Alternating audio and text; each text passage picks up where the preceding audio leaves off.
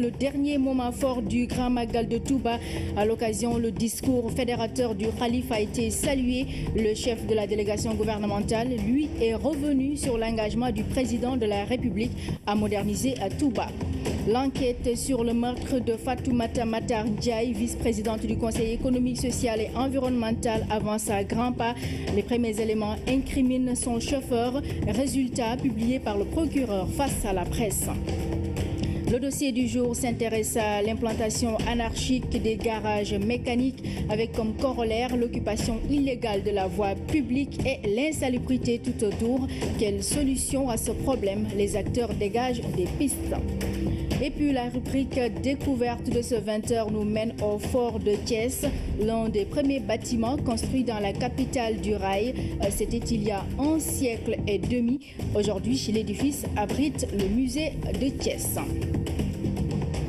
Mesdames et messieurs, bienvenue dans ce journal. Je le disais en titre, la cérémonie officielle de clôture de la 122e édition du Grand Magal de Touba a eu lieu ce matin. Elle a été présidée par le Serigne Cheikh Sidi Mokhtar Mbacké en présence du ministre de l'Intérieur qui a dirigé la délégation gouvernementale.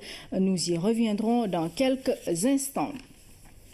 Autre actualité de ce jour, l'enquête sur le meurtre de Fatoumata Matar Ndiaye, vice-présidente du Conseil économique, social et environnemental, avance à grands pas lors d'un point de presse organisé dans les locaux du palais de justice. Le procureur de la République a révélé les premiers résultats en attendant les conclusions de l'instruction. Nous y reviendrons également au cours de ce journal. En attendant, retour sur la participation du Sénégal à la 22e conférence des Nations Unies sur le climat. Notre pays a engagé des négociateurs chevronnés pour peser sur les négociations. Parmi les préoccupations, le financement de l'adaptation au changement climatique. Le Sénégal l'a réaffirmé lors de sa journée COP22 tenue au village de la conférence à Marrakech. Envoyés spéciaux Mamadou Belem et Mamadou Sambambo. Avant la clôture de la COP22, les délégations et les parties prenantes de Marrakech 2016 se battent sur tous les fronts pour la mise en exécution rapide de l'accord de Paris sur le climat. Le Sénégal, qui a organisé ce mercredi sa journée, a parlé adaptation et mis l'accent sur ce qu'il attend le plus de la conférence des parties. Le débat actuel, c'est comment faire, nous, pays vulnérables, comme pays africains, pour nous adapter au changement climatique. Justement, pour cette adaptation est centrale pour les États africains. Mais pour nous adapter également, et au nom de la responsabilité commune mais différenciée, c'est une responsabilité pour tous les États, mais différenciée selon le niveau de développement. Donc il nous faut négocier la question de la finance climatique. Et je pense que le président de la République et son Excellence Macky Sall est largement revenu dans son discours qu'il a fait devant tous les chefs ses pairs. Une journée riche en enseignements eu égard à la qualité des présentations et des communications sur la marche du Sénégal vers la mise en œuvre de sa CPDN. Omar Gueye, ministre de la Pêche et de l'économie maritime, présidait les travaux au nom de son collègue de l'environnement. Naturellement, la pêche, les côtes et l'aquaculture se sont invités dans les débats. Nous avons l'avantage d'avoir un plan d'adaptation que j'ai co-signé avec mon collègue de l'environnement, le ministre de l'Environnement et du Développement durable. Ce plan d'adaptation qui est sur 20 ans décline à travers des axes très précis ce que nous devons faire pour atténuer.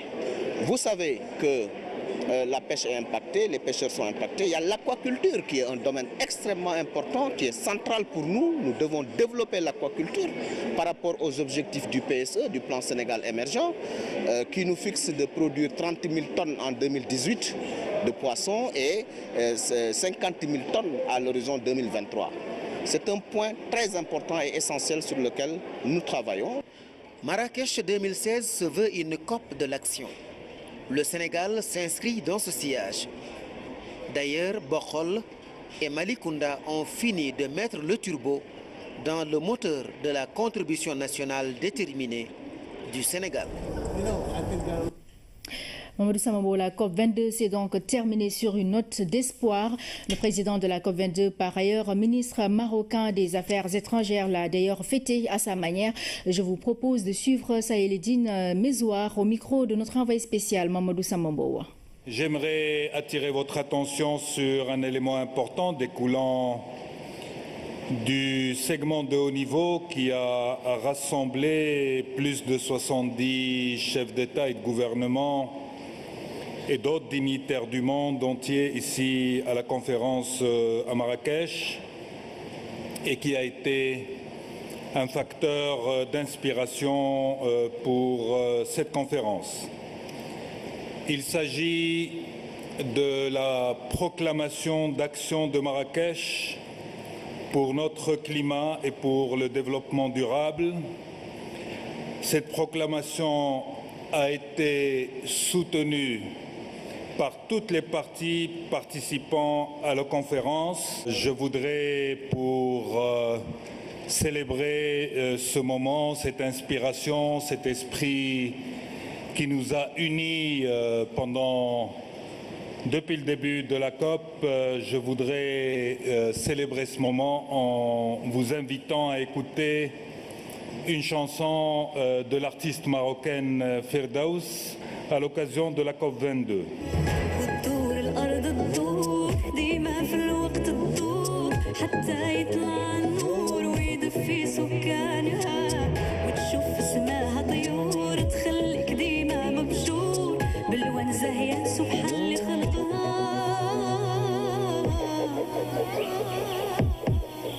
This is how we're home.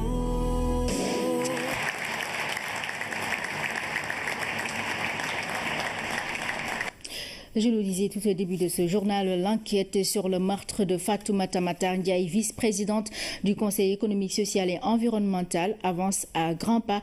Lors d'un point de presse organisé dans les locaux du palais de justice, le procureur de la République a révélé les premiers résultats en attendant les conclusions de l'instruction. C'est un compte-rendu de Amadou Aramtiam.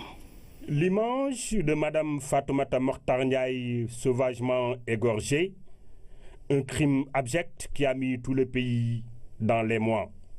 Un énième assassinat inscrit dans les procédures des violences connues ces derniers jours et dont le procureur de la République fait l'état ici. J'en citerai peut-être les deux plus récents. Comme vous le savez, il y a quelques jours, le chauffeur de taxi, notre compatriote Ibrahim Samb, a été tué par balle. Hier, Mme Fatoumata Matar Ndiaye, vice-présidente du Conseil économique et social, a été lâchement assassinée à son domicile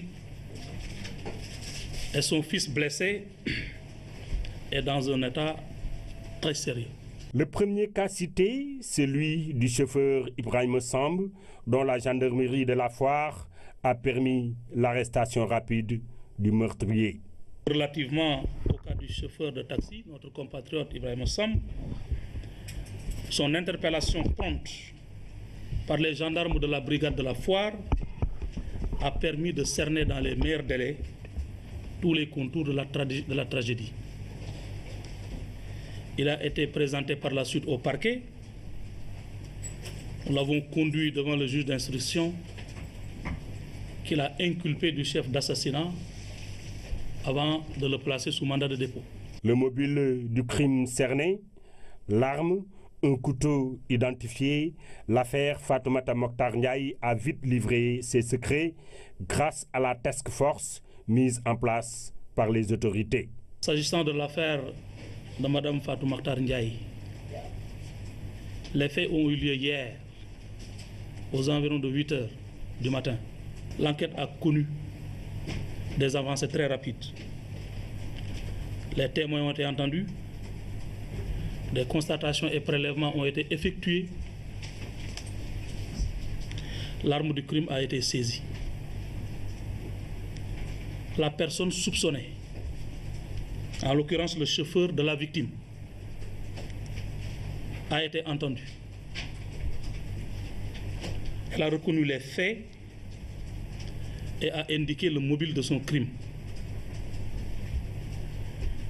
il sera déféré et présenté au juge d'instruction pour assassinat. Il s'agit de faits d'une gravité extrême que le Code pénal punit en son article 287 de la peine des travaux forcés à perpétuité. Le ministère public, qui réaffirme son engagement à punir ces actes ignobles, assure les familles des victimes d'un jugement à la hauteur de leurs attentes. Santé, l'Organisation ouest-africaine de la santé vient de lancer à Dakar le projet de renforcement des systèmes de surveillance des maladies en Afrique de l'Ouest. Soutenu par la Banque mondiale, le projet démarre avec le Sénégal, la Guinée et la Sierra Leone. À terme, il va intégrer tous les pays de la CEDEAO. L'initiative est une réponse pour faire face aux nouvelles menaces sanitaires, nous dit Oumar Diaw. Au moment où la question du One Health devient moins théorique, le projet REDISE, Region Disease Surveillance System Enhancement, autrement dit projet de renforcement des systèmes régionaux de surveillance des maladies, est lancé au Sénégal. Avec les événements sanitaires de ces dernières années en Afrique de l'Ouest, un tel instrument n'était pas superflu. On pouvait penser que tout allait bien, mais nous avions très vite compris que nos systèmes de santé n'étaient pas solides. Nous avons eu un électrochoc au moment de l'épidémie à virus Ebola. Développer et renforcer les capacités intersectorielles nationales et régionales pour la surveillance des maladies, c'est le principal objectif de ce projet, piloté par l'Organisation ouest-africaine de la santé. Une épidémie peut rapidement dépasser les frontières locales et nationales et entraver les échanges entre les pays, engendrant de graves conséquences socio-économiques pour nos États. Profitant de la rencontre de Dakar sur le concept du One Health, le lancement a enregistré la présence de nombreux ministres de la Santé, de l'Agriculture et de l'Environnement des pays de la CEDEAO. On comptait également la directrice régionale de l'OMS, des experts, des partenaires dont la Banque mondiale. L'OMS rapporte que sur les 55 grands événements sanitaires qui se sont déclarés au cours de la dernière décennie, 42 l'ont été en Afrique de l'Ouest. Cela inclut des maladies hautement contagieuses qui traversent les frontières avec un fort potentiel épidémique. La mise en œuvre d'un tel projet nécessite des moyens importants. Sans attendre, le Sénégal a déjà développé des initiatives propres. Beaucoup de pays aujourd'hui pensent à mettre sur pied ce que nous avons appelé au Sénégal un centre des opérations d'urgence. Parce que nous pensons qu'il faut que nous soyons prêts, qu'on prévienne, qu'on se prépare, mais qu'on ait également une riposte rapide. Ce projet est vraiment un projet qui vient à son heure. Pour l'heure, le projet REDISE concerne le Sénégal, la Guinée et la Sierra Leone. Selon un chronogramme bien précis, les autres pays de la CEDEAO seront progressivement intégrés pour constituer un ensemble fort dans lequel les actions seront coordonnées et les démarches et protocoles harmonisés. La cérémonie officielle de clôture de la 122e édition du Grand Magal de Touba a eu lieu ce matin. Elle a été présidée par Serigne Cheikh Sidi Mokhtar Mbacké en présence du ministre de l'Intérieur qui a dirigé la délégation gouvernementale. Synthèse de Pape Bouna Thiaw. L'arrivée du Khalife général Serigne Cheikh Sidi Mokhtar Mbacké a marqué le début de la cérémonie officielle de cette 122e édition du Grand Magal de Touba. Et comme à l'accoutumée, c'est Serigne Cheikh Mountakha Mbacké qui est le premier à prendre la parole. Il a d'emblée dit toute la satisfaction de la famille de Khadim Rassoul à l'endroit du Khalife général, avant d'appeler les talibés à s'investir davantage dans la voie tracée par Cheikhoul Khadim, qui prône le respect strict des préceptes de l'islam. Serigne Cheikh Mountakha a aussi appelé les membres de la communauté à contribuer davantage dans les chantiers engagés par le Khalife général. Le ministre de l'Intérieur, Abdoulaye Daouda Diallo, a d'abord présenté la forte délégation ministérielle qui l'accompagne avant de délivrer le message de salutation et de remerciement du président de la République à l'endroit du Khalife qui veille en permanence sur la concorde et la cohésion sociale dans tout le pays. À sa suite, Serigne Bass Abdou Khadre, le porte-parole du Khalife, a remercié tous ceux qui ont contribué à l'organisation du Grand Magal. À cet effet, il a dit toute la grande satisfaction du Khalife général quant à l'exécution diligente de toutes les instructions qui ont été données aux membres du gouvernement. Toujours au nom du Khalife, Serigne Bass Abdou Khadre a appelé les jeunes à s'inspirer des anciens et à s'engager dans une quête perpétuelle du savoir. Dans son propos, il a aussi appelé les autorités à être plus proches des populations et surtout à veiller à leur sécurité. Il a également exhorté les fidèles à un retour à l'islam authentique, dépourvu de toute idéologie. À cet effet, il a cité l'exemple de dévouement qu'était Cheikhoul Khadim. Enfin, le Khalif Serigne Cheikh Sidi Mokhtar Mbacké a prié pour que la paix et la bénédiction d'Allah soient sur tous les croyants. Amen. Journée des cultures et des communautés. Cette fête est organisée sur initiative de l'ambassade de la République du Cap-Vert au Sénégal. Cette année, le ministre sénégalais de la Culture a fait un exposé sur le patrimoine culturel sénégalais. C'est un compte-rendu de Ndeye Aïdedia. Le rapprochement culturel entre les peuples du Sénégal et du Cap-Vert, voilà l'objectif de cette rencontre. À l'occasion, le ministre sénégalais de la Culture et de la Communication a animé une conférence sur le patrimoine culturel sénégalais. Mbagnick Ndiaye considère que ce patrimoine constitue le ciment de notre cohésion sociale. Le cousinage et la parenté à plaisanterie ont créé partout une convivialité sans équivalent, qui est un incroyable instrument de pacification de la vie et de la relation. Au pire de la crise, la Casamance, toute l'administration territoriale était constituée de Sérères, du gouverneur, les préfets et tous les sous-préfets de l'ancienne région. Pourquoi? Parce qu'on disait qu'un Diola, le vrai Diola, ne doit pas verser le sang d'un Sérère. Et s'il le verse, il verra les conséquences, il subira les conséquences. Donc c'est un peu ce qui constitue une des forces de la stabilité de la nation sénégalaise. Les liens historiques et profonds entre les deux pays ont aussi été rappelés et l'ambassadeur de la République du Cap-Vert d'annoncer l'arrivée prochaine du ministre de la Culture capverdien. Dans cette ligne stratégique de renforcer la coopération entre les gouvernements des deux pays, ces jours-ci, il est inséré dans la visite officielle en République du Sénégal du ministre de la Culture et des industries créatives au Cap-Vert, M. Abraham Vicente, prévu du 8 au 13 de décembre prochain, à l'invitation de son homologue sénégalais, au cours de lesquels seront signés deux importants accords en matière de la culture et de la communication sociale. L'ambassade de la République du Cabo-Verde a choisi la culture sénégalaise à l'occasion de cette journée dédiée aux cultures et aux communautés. Une invite au brassage et au dialogue des cultures. Comme annoncé en titre dans les dossiers de la rédaction, focus ce soir sur l'implantation anarchique des garages mécaniques. On en voit même au milieu de certains quartiers. Quelle solution à ce problème? Élément de réponse dans ce reportage signé Fatoumata Savané. Les garages spontanés continuent de pousser dans certains quartiers de Dakar et d'occasionner beaucoup de désagréments et de nuisances. À la Médina, la rue 1 est quasi impraticable pour les usagers. Des carcasses ou encore des véhicules en réparation occupent de manière anarchique la rue. De tous ces occupants, un seul serait autorisé. Moi, j'ai pris ce magasin en location et je paye une somme. Et je pense bien que la mairie en reçoit une partie. 22 000 par mois, 600. Ma mairie daf ci am loo xam ne xaw ma 12 600 yi day dem mairie loolu moo mën a tax man mën a ne fii di liggéey. En ce moment précis, nous ne payons plus de taxes municipales, mais il y a eu des temps où nous payions beaucoup de taxes. Plus loin, en contrebas du pont de l'Émergence, même décor, avec des véhicules garés, des épaves, un espace insalubre.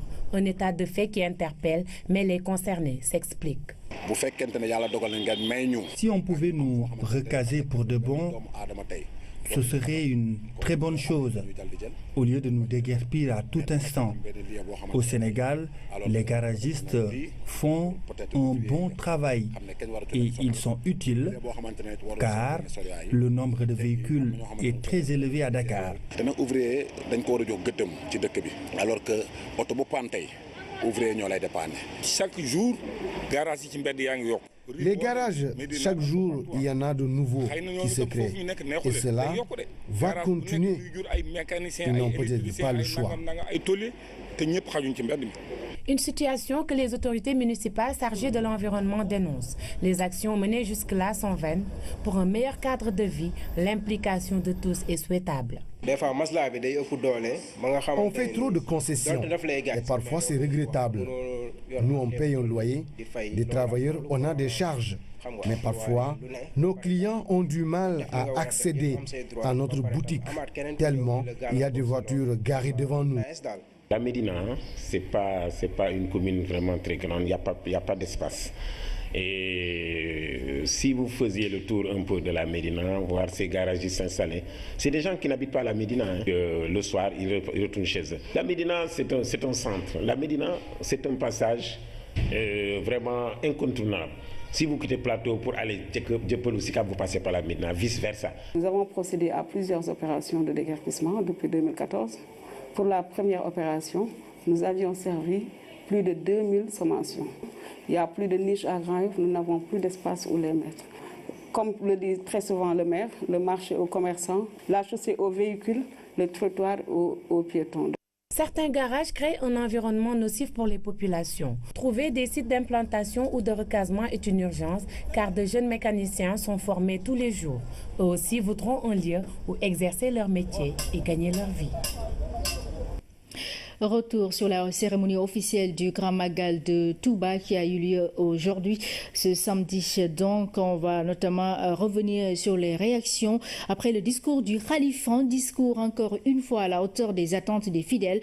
Un message qui met l'accent sur la paix et la concorde nationale. C'est ce que les fidèles retiennent également du discours du Khalife général des Mourides. Ils sont toujours au micro de Ousmane Garifaye. Ça, c'est une grande retrouvaille pour les musulmans. C'est un grand événement, c'est l'un des plus grands événements religieux. C'est une occasion pour que la communauté musulmane se retrouve, pas seulement les mourides. La dimension de Cheikh Ahmed Bamba a dépassé le Sénégal et l'Afrique de l'Ouest, même l'Afrique, va au-delà. Donc vraiment, c'est une grande occasion. Globalement, même au-delà du discours, l'organisation, il faut saluer cette belle organisation, cette réussite. Donc c'est un boom. Aujourd'hui, nous avons constaté qu'il y a des avancées sur le plan de l'organisation. Mais les discours sortis de cette cérémonie religieuse laissent prévoir des lendemains meilleurs pour le Sénégal. Le Khalife général a lancé un appel de paix, un appel pour la concorde nationale, la sécurité, la bonne gouvernance, l'emploi des jeunes, pour ne citer que cela. Donc, j'ai dit tantôt qu'il faudrait décrypter ce message, qui est un message fort, un message fédérateur. Et nous, en tant qu'apéristes au pouvoir, nous entendons décrypter ce message et aller dans ce sens, dans le sens indiqué par le Khalife général des Mourides. Je suis convaincu que si nous prenons ce discours au sérieux, si nous examinons en profondeur les propos du porte-parole, si nous mettons en œuvre les recommandations de ce discours, le Sénégal ira très vite et va réaliser son plan d'émergence. Dans l'actualité internationale, la droite française qui vote pour le premier tour de sa primaire en Inde, un accident de train a fait 100 morts, mais nous commençons par le Mali qui a voté pour les municipales. C'est un récit de Cher Traoré. Plus de 7 millions d'électeurs maliens aux urnes ce dimanche. Ils doivent élire les maires et les conseillers municipaux du pays. Dans beaucoup de villes, les bureaux de vote ont ouvert normalement, mais pas à Kidal et d'autres localités du Nord. Les ex-rebelles de la coordination des mouvements de l'Azawad ne permettent pas l'organisation du scrutin dans les zones qu'ils contrôlent. L'opposition dénonce un scrutin dans un contexte sécuritaire dégradé.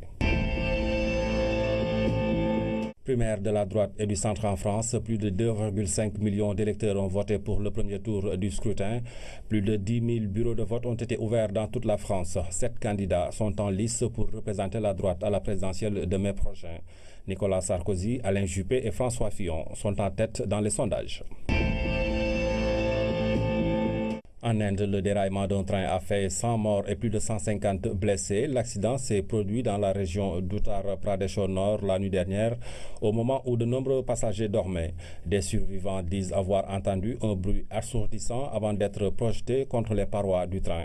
Le gouvernement a placé en alerte rouge tous les hôpitaux de la région. Une enquête a été ouverte pour déterminer les causes de l'accident. Ce dimanche, la rubrique Découverte prend la direction de Thiès à 70 km de Dakar.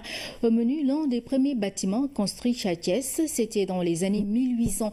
Il s'agit du fort de la capitale du rail. Le bâtiment abrite aujourd'hui le musée régional de Thiès. La rubrique Découverte signée Koumba Diakhatemar. Situé dans le centre-ville de Thiès, au quartier du 10e RIAOM, Régiment Interarmes d'Outre-mer, simplement appelé 10e, cet édifice est l'un des symboles du passage de l'administration coloniale dans cette partie du Cayor.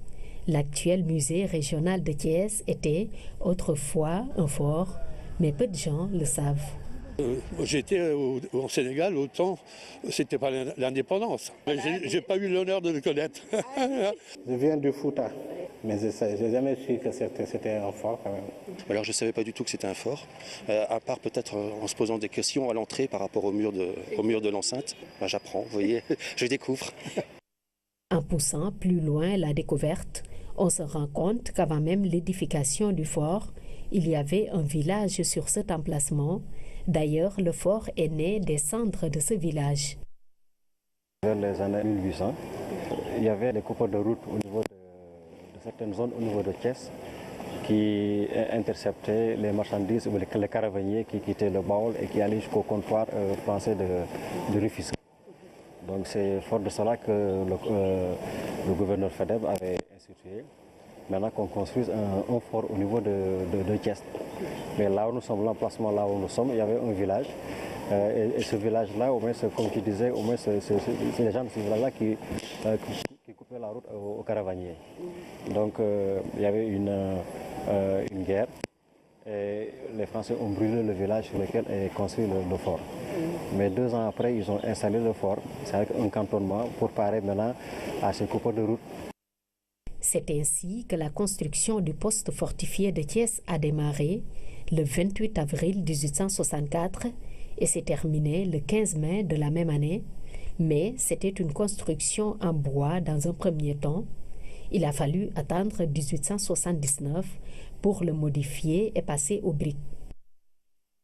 Il y avait 3 bâtiments qui étaient construits, mais il y avait aussi des annexes. Il y avait le petit bâtiment qui est là-bas qui constituait maintenant la cuisine, et il y a un autre qui est derrière qui constituait maintenant le bâtiment de stockage. Mais les 3 bâtiments principaux étaient le bâtiment où habitait le commandant et sa famille, et le médecin, et l'autre bâtiment aussi. Et les 2 autres bâtiments étaient occupés par les hommes de la garnison. Cette bâtisse a servi de garnison.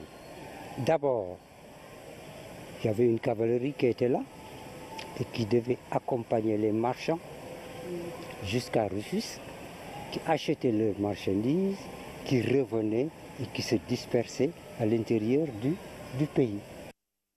Ce complexe militaire d'importance à l'époque coloniale fascine de par sa structure architecturale hors pair.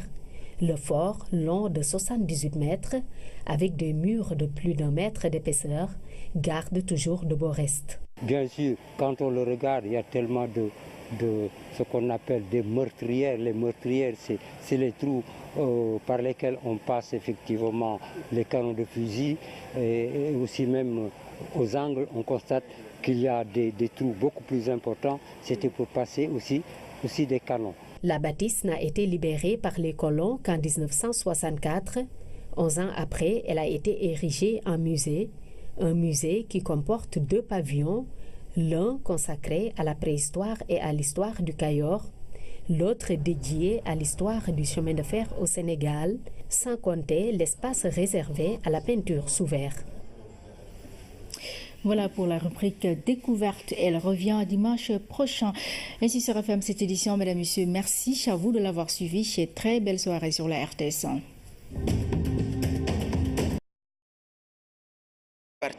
Le débat actuel, c'est comment faire, nous, pays vulnérables, comme pays africains pour nous adapter au changement climatique. Justement, pour cette adaptation est centrale pour les États africains. Mais pour nous adapter également, et au nom de la responsabilité commune mais différenciée, c'est une responsabilité pour tous les États, mais différenciée selon le niveau de développement. Donc il nous faut négocier la question de la finance climatique. Et je pense que le président de la République et son Excellence Macky Sall est largement revenu dans son discours qu'il a fait devant tous les chefs ses pairs. Une journée riche en enseignements eu égard à la qualité des présentations et des communications sur la marche du Sénégal vers la mise en œuvre de sa CPDN. Omar Gueye, ministre de la Pêche et de l'économie maritime, présidait les travaux au nom de son collègue de l'environnement. Naturellement, la pêche, les côtes et l'aquaculture se sont invités dans les débats. Nous avons l'avantage d'avoir un plan d'adaptation que j'ai co-signé avec mon collègue de l'environnement, le ministre de l'Environnement et du Développement durable. Ce plan d'adaptation qui est sur 20 ans décline à travers des axes très précis ce que nous devons faire pour atténuer.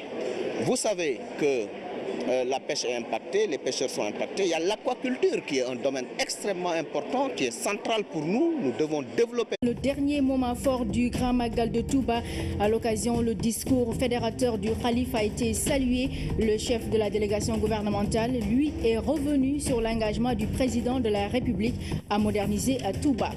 L'enquête sur le meurtre de Fatoumata Matar Ndiaye, vice-présidente du Conseil économique, social et environnemental, avance à grands pas. Les premiers éléments incriminent son chauffeur. Résultat publié par le procureur face à la presse.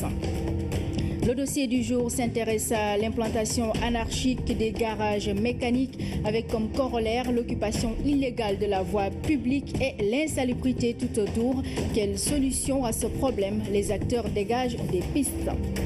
Et puis la rubrique découverte de ce 20h nous mène au fort de Thiès, l'un des premiers bâtiments construits dans la capitale du rail.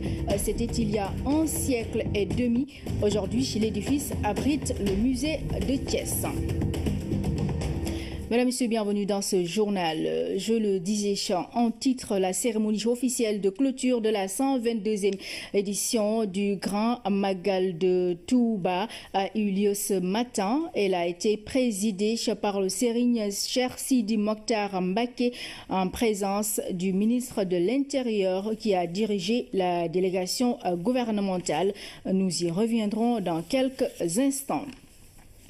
Autre actualité de ce jour, l'enquête sur le meurtre de Fatoumata Matar Ndiaye, vice-présidente du Conseil économique, social et environnemental, avance à grands pas lors d'un point de presse organisé dans les locaux du palais de justice. Le procureur de la République a révélé les premiers résultats en attendant les conclusions de l'instruction. Nous y reviendrons également au cours de ce journal. En attendant un retour sur la participation du Sénégal à la 22e conférence des Nations Unies sur le climat, notre pays a engagé des négociateurs chevronnés pour peser sur les négociations. Parmi les préoccupations, le financement de l'adaptation au changement climatique.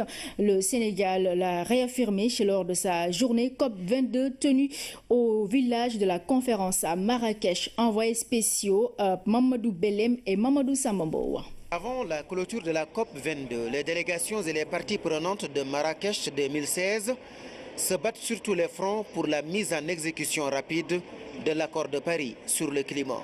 Le Sénégal, qui a organisé ce mercredi sa journée, a parlé adaptation et mis l'accent sur ce qu'il attend le plus de la conférence de l'aquaculture par rapport aux objectifs du PSE, du plan Sénégal émergent, qui nous fixe de produire 30 000 tonnes en 2018 de poissons et 50 000 tonnes à l'horizon 2023. C'est un point très important et essentiel sur lequel nous travaillons.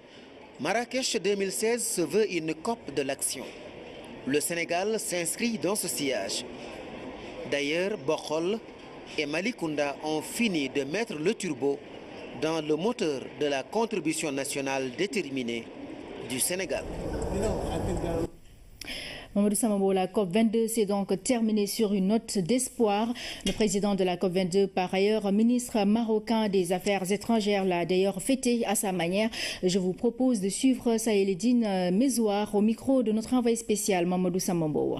J'aimerais attirer votre attention sur un élément important découlant du segment de haut niveau qui a rassemblé plus de 70 chefs d'État et de gouvernement et d'autres dignitaires du monde entier ici à la conférence à Marrakech et qui a été un facteur d'inspiration pour cette conférence. Il s'agit de la proclamation d'action de Marrakech pour notre climat et pour le développement durable. Cette proclamation a été soutenue par toutes les parties participant à la conférence. Je voudrais, pour célébrer ce moment, cette inspiration, cet esprit qui nous a unis depuis le début de la COP, je voudrais célébrer ce moment en vous invitant à écouter une chanson de l'artiste marocaine Firdaus à l'occasion de la COP 22.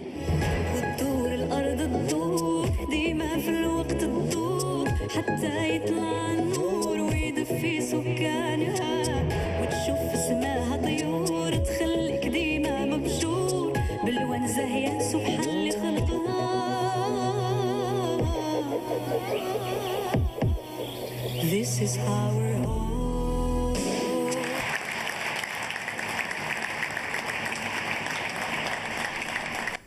Je le disais tout au début de ce journal, l'enquête sur le meurtre de Fatoumata Matar Ndiaye, vice-présidente du Conseil économique, social et environnemental, avance à grands pas lors d'un point de presse organisé dans les